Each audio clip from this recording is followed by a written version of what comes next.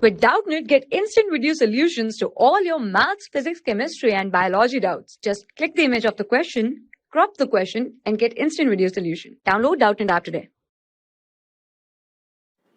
Hello everyone, let's start the given question. The given question says, in which of the following changes delta H is always negative, right? So here we have been given 4 options and we have to find out the correct option out of the following. So firstly, we should know that the value of delta H, that is the enthalpy change, is negative when the reaction is exothermic in nature, right?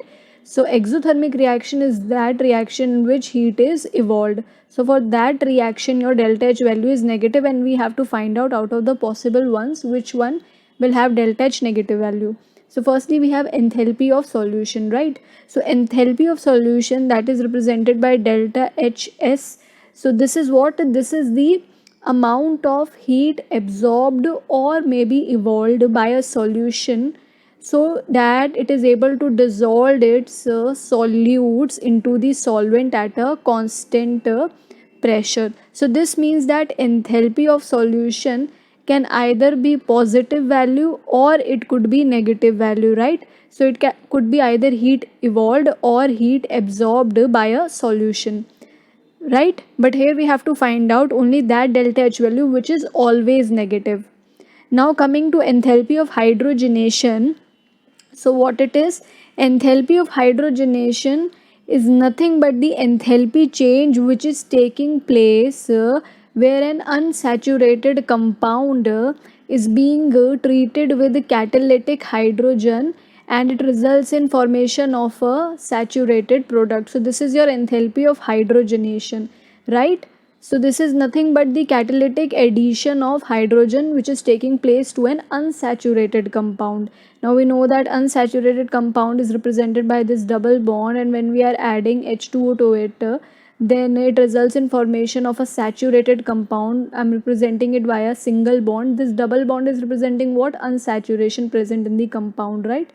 I could also make it more understandable when I draw it like this, right? So what is happening here? Heat is evolved. So the heat which is getting involved here is known as your enthalpy of hydrogenation, and since heat is getting evolved in this reaction, it means that the enthalpy of hydrogenation is always a negative value, right?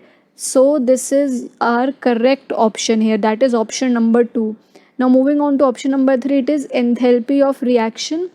So what is enthalpy of reaction? We know that enthalpy of reaction is the difference between the total molar enthalpy of product minus total molar enthalpy of the reactant. So this value can also be either it could be positive or negative depending upon what is the reaction and what is the total enthalpy of product and reactant, right? So this is also incorrect. Option number 1 is also incorrect. Lastly, we have enthalpy of transition. Now what is enthalpy of transition?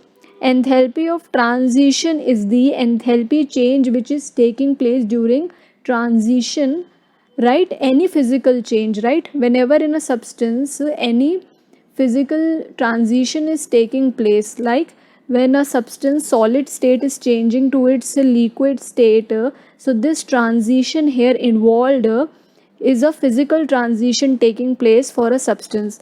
So the heat evolved or absorbed during this process is known as enthalpy of transition. Now since this value can either be positive or it could also be negative, but here since we have to find out only delta H as a negative value, which means that this value is also, that is option number 4 is incorrect. So the correct answer to question is option number 2, that is enthalpy of hydrogenation. Thank you. For class 6 to 12, IIT JEE and NEET level. Trusted by more than 5 crore students. Download Doubtnut app today.